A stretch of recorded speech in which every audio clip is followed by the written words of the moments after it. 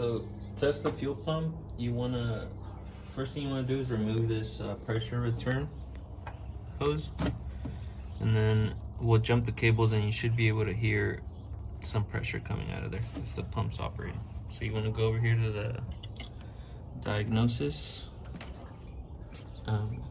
connector, and then you gotta jump FP to B plus, so that's these two. So get a little jumper cable. Your ignition has to be on, and then you jump them, and then at this point you should be able to hear pressure coming out of here, but nothing's coming, so it's bad. You want to check your fuses as well. Your EFI, which is the 15 amp, and then your EFI relay, which is that one. I tested mine. They're both good. You can test it with the ohm meter.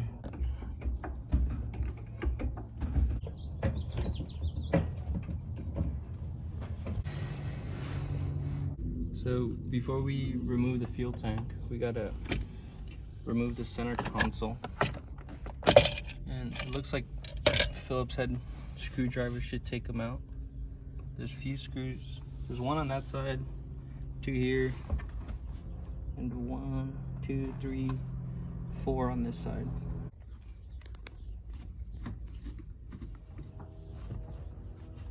It looks like there's a few screws back here. You're gonna have to remove these. So, do the passenger side.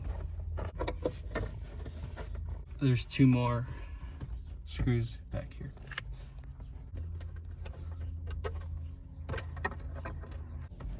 It should pop out. So I think this is ready, but you have to take your shifter knob off so it comes out. And it should pop out.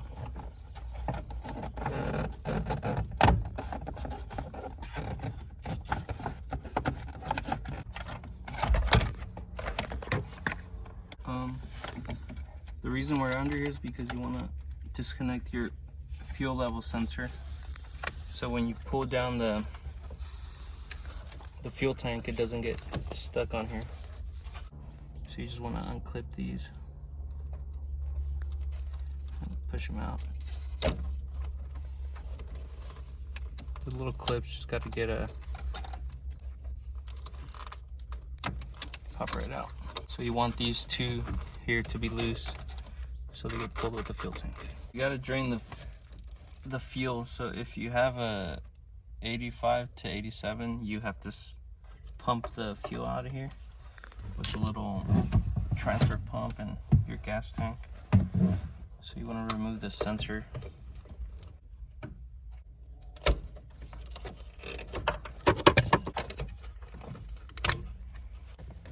These 5 will actually get the sensor out. Wiggle it out a bit. Okay, just gotta pry on it. That seal's on there real good.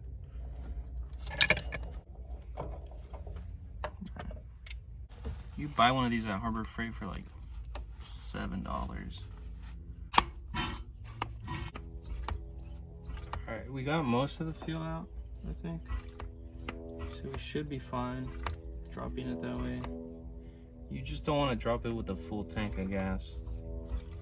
So next you want to remove these 3 trays.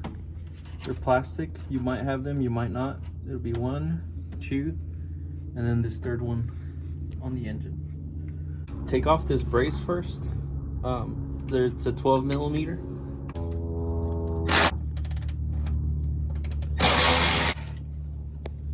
And all the other bolts on the plastic should be a 10 millimeter. This panel hides all the hoses back here.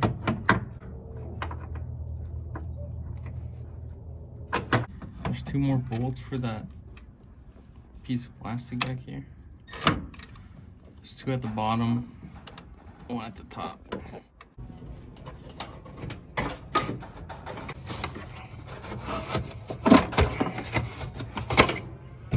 After you drain the tank, you have to remove the hoses from the tank. So it'll be the fuel filler hose, which is this big one here. You can see it goes to your fill port over there, and then there's another hose up top, and that's the breather for the fill hose. So you want to take those two off. I'm gonna take the fuel inlet to the filter off. It's a 17 millimeter.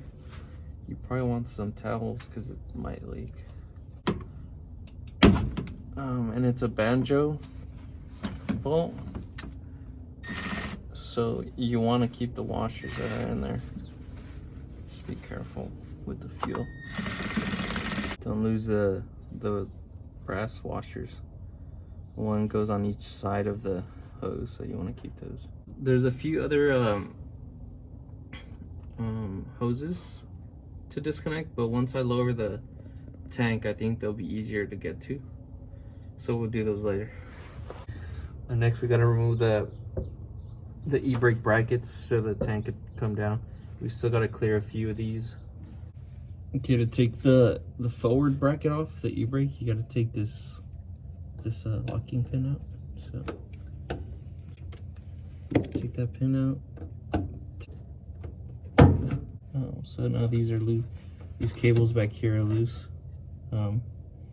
And you can remove them if you move the cable this way and up. They should come out. And then this rear bracket's free, and this one's free to come down. So you want to loosen this 10 millimeter here so that we can take this from the bracket.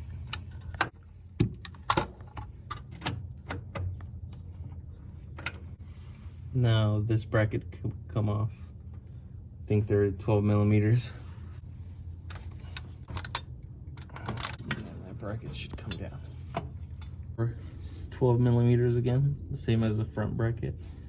But on these cables here, we'll remove this 10 millimeter so we can have extra space so we can pull it back to the side. And there's a 10 millimeter here supporting the AC hoses, so take that off as well. And don't forget to harvest your spider eggs. Alright, so we'll take off this 10 millimeter on both sides so we can push this to the rear. They're 12 millimeters.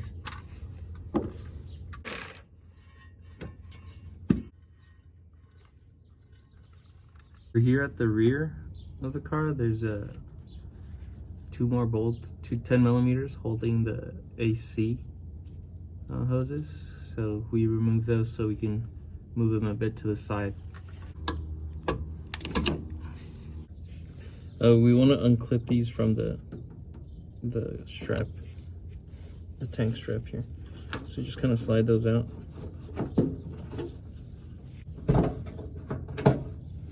And you just want to put those to the side as well.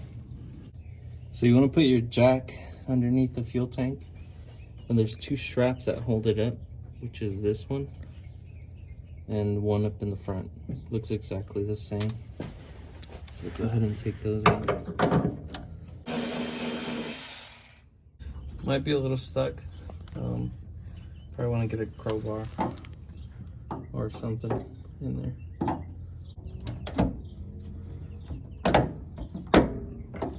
It's a little stuck, but that kind of loosens everything up. Loosen the front one. There's a 10 millimeter all the way at the front. It's holding me up, so I'm gonna take that off.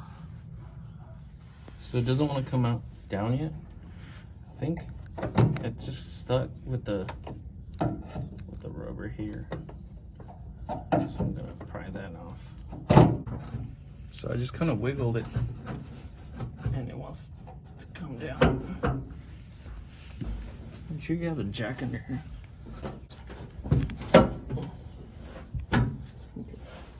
Stop recording. So once you drop the tank, lower the front. It's a good time to remove the breather line completely, and then the fuel filler hose. We'll remove those, and then we'll take this, I think it's for the charcoal canister. So it's just a breather hose as well.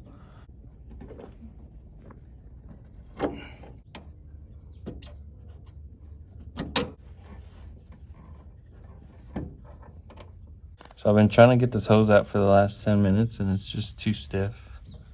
Then we'll just replace it with the new one. It's probably a better choice to replace it.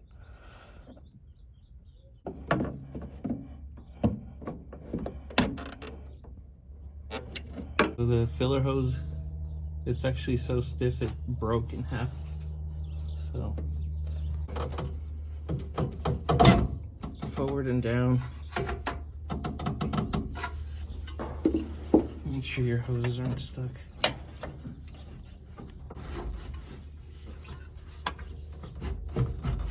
Just gonna wiggle. Let's see, it snapped off, it's so stiff. So forward and down. Forward and down. So this was the filler hose. Stiff one I couldn't get off. This is the vent for the filler hose. This is to your fuel filter, and this is, I think it's the return, and these two are the ones I cut back there because I couldn't get to. They're just charcoal canister lines.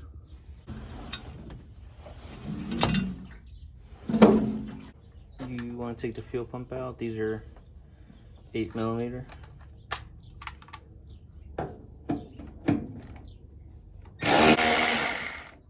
There's actually a bolt back here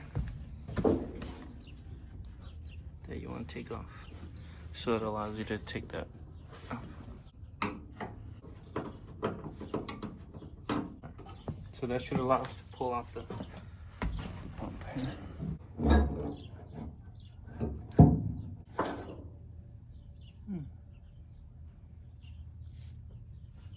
Okay, that looks terrible. And don't forget to harvest all your spider eggs. So there's a new fuel pump. This is the old one. It'll have 7mm screws here. I'll take those off. So the ground's 8mm. So there's the old fuel pump. And then here's the new one. Here now. I'll take off the old gasket. Off. Probably have to get a new one of those as well. So grab some Scotch-Brite, or you could use a sponge, like the green side of a sponge. It's a rubber dampener. Goes down here. It's kind of melted.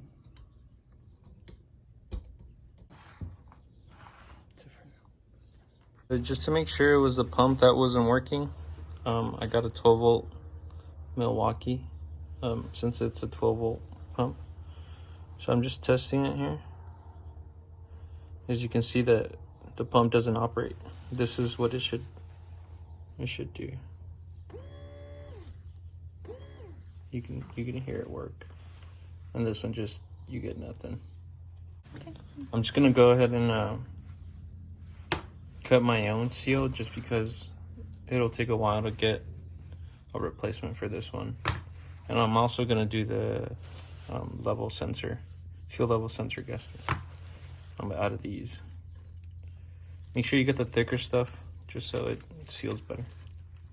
So now I'm gonna install the rest of the stuff onto the fuel pump bracket. So this hose I cut yesterday, I thought they were vacuum lines, but I mean, they are vacuum lines to the charcoal lines, but they don't use vacuum hose, they use fuel hose.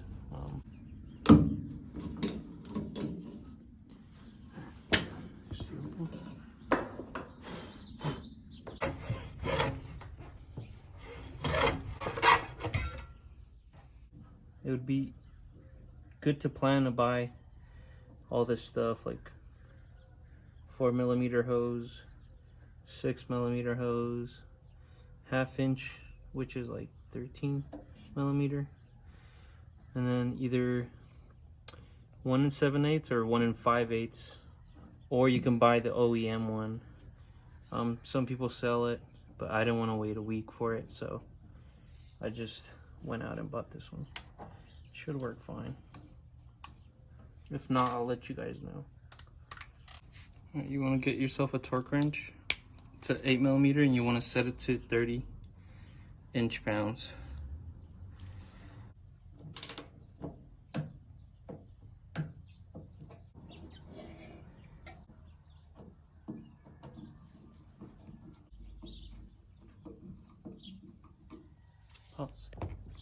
Make sure you put your clamps on before you put the tank up, so you don't struggle later. Okay, the tank's kind of lined up, so now that I have it lined up a bit, I'm gonna work on all the hoses. I got the hoses on.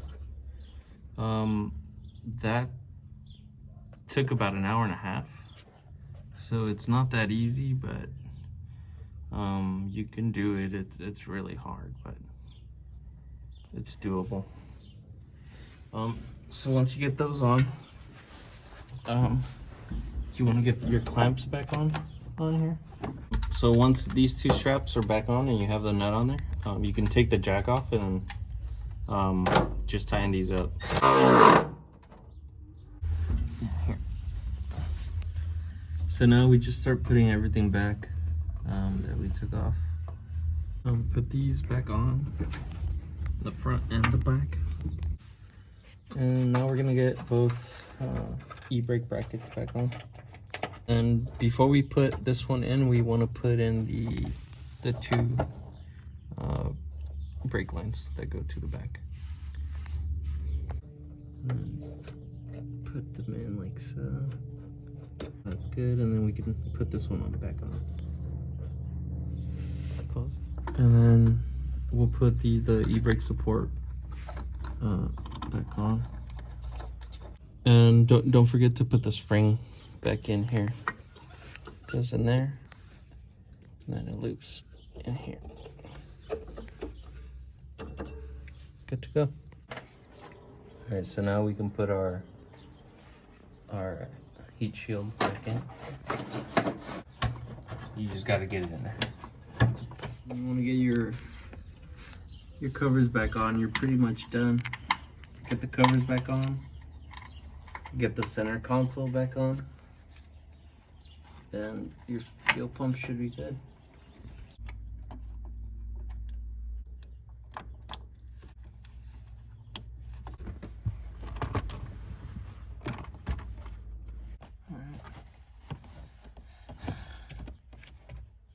You know you're lined up when you can see the two screws in here.